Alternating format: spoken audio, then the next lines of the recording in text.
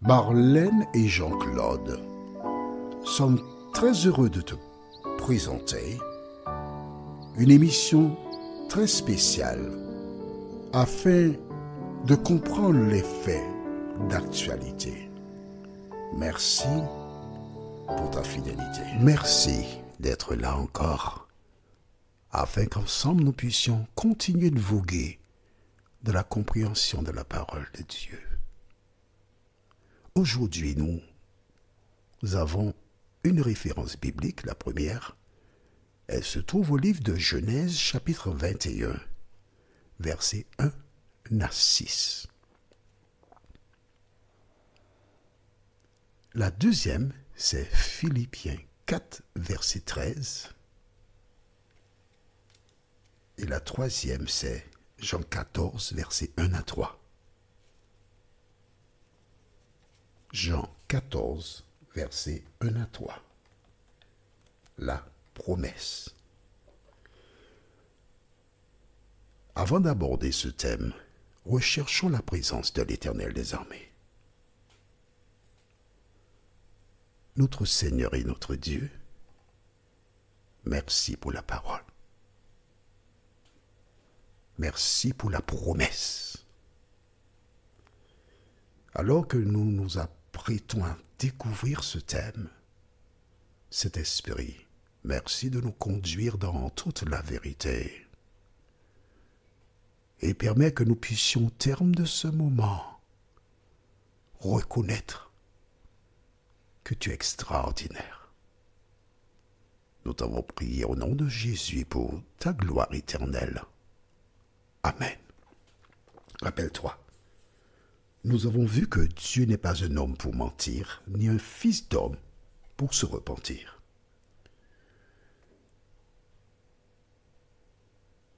Il dit à Abraham, puis Abraham tuera un fils. Ils étaient âgés, son épouse et lui. Et nous avons vu comment Élisabeth et Zacharie étaient eux aussi âgés. L'Éternel leur a donné un fils. Aujourd'hui, c'est la promesse. Lisons, si tu le veux bien, au livre de Genèse, chapitre 21, les versets 1 à 6. Genèse 21, versets 1 à 6. Déclare, l'Éternel se souvint de ce qu'il avait dit à Sarah. Et l'Éternel accomplit pour Sarah ce qu'il avait promis. Sarah devint enceinte et elle enfanta un fils à Abraham dans sa vieillesse. Au temps fixé dont Dieu lui avait parlé, Abraham donna le nom d'Isaac au fils qui lui était né que Sarah lui avait enfanté. Abraham circoncit son fils Isaac, âgé de 8 jours, comme Dieu le lui avait ordonné. On s'arrête ici un court instant. Selon la parole de Dieu, Sarah devint enceinte et elle enfanta un fils. Et Abraham, dit la Bible au verset 3, prit l'enfant et il l'a circoncis. Il a circoncis Isaac 8 jours après sa naissance. Pourquoi? Pourquoi? La fin du verset 4 nous dit « Comme Dieu le lui avait ordonné ». Vois-tu, la relation avec Dieu était quelque chose d'exceptionnel. Abraham non seulement entendait, écoutait, mais mettait en pratique la parole de Dieu. Toi qui m'écoutes, tu peux être une ou un Abraham moderne. À quelle condition? C'est que tu mettes en pratique la parole de Dieu. Voilà pourquoi Dieu a choisi Abraham.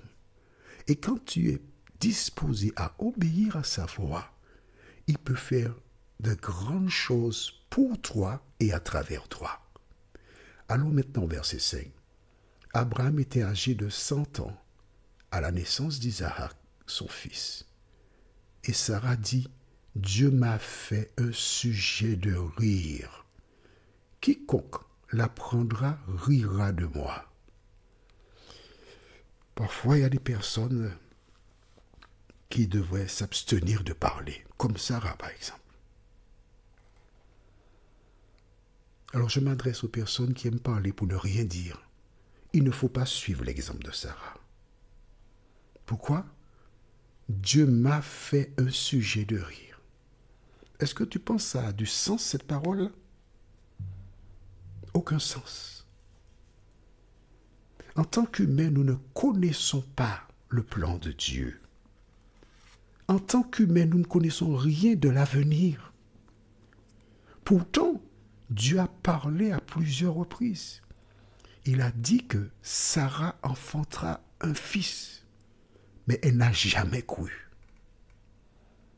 Aujourd'hui, dans des foyers, il existe des hommes qui sont consacrés à Dieu et qui malheureusement ont à côté d'eux une femme qui n'a aucune connaissance, aucune foi en Dieu. Au contraire, elles ont pris foi. Il existe aussi des femmes qui sont consacrées à Dieu, qui sont de vrais moteurs spirituels et qui ont un poids lourd à côté d'elles, qui risquent de les enfoncer. Maintenant, Dieu n'a pas fait de Sarah un objet de moquerie.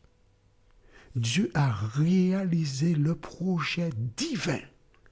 Parce qu'en tant qu'humains, nous ne sommes que on va dire des facteurs.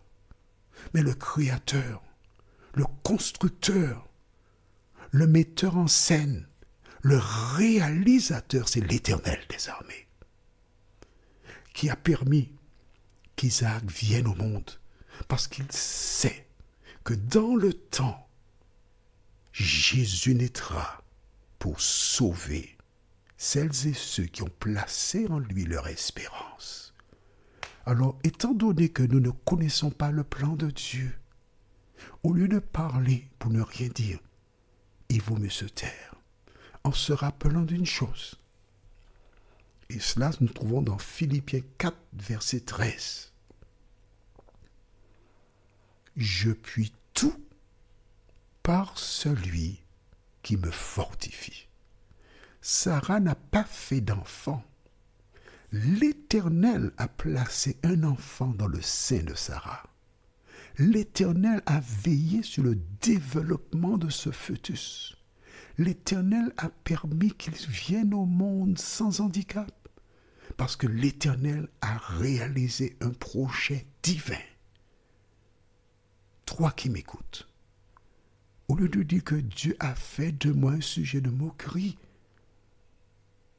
elle devrait dire, Dieu a réalisé son projet à travers moi, que le nom de l'Éternel soit béni. Est-ce que tu es d'accord avec moi? Amen.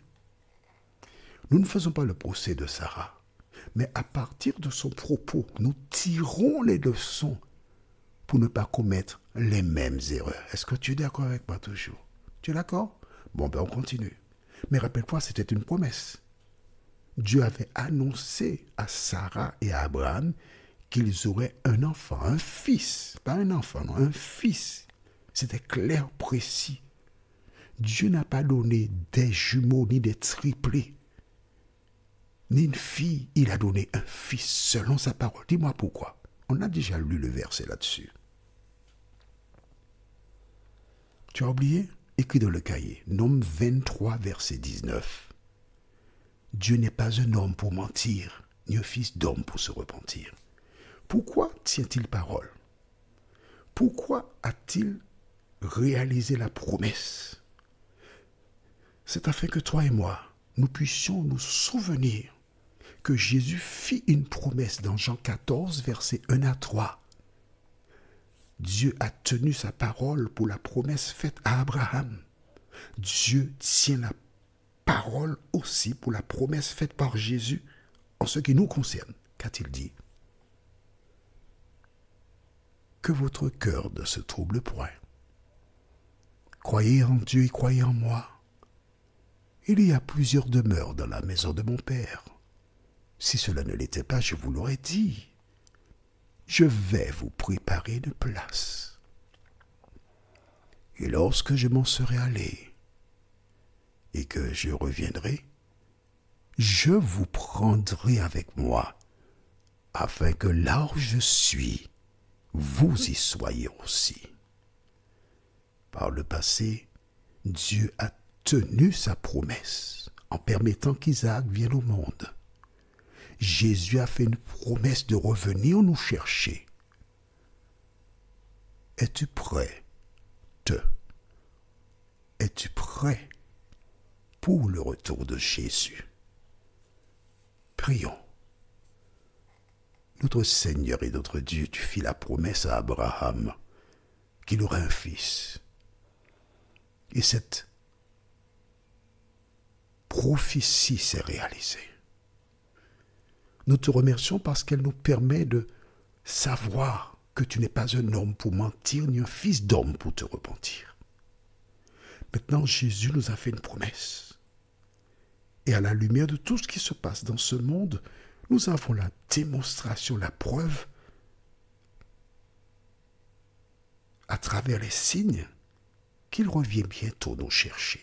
Notre Seigneur, notre Dieu, nous savons qu'il existe deux catégories de personnes, les vierges folles et les vierges sages. De nous aider à faire partie des vierges sages, nous t'en prions, au nom de Jésus et pour ta gloire éternelle. Amen. Que l'Éternel continue de t'accompagner et il me tarde de te retrouver. Nous sommes parvenus au terme de notre réflexion. Si d'aventure tu as une question, il te suffit d'envoyer un message par le biais de WhatsApp au numéro suivant, plus 596 696 88 93 93. Et alors Jean-Claude, moi, je me ferai un réel plaisir de répondre à ta question.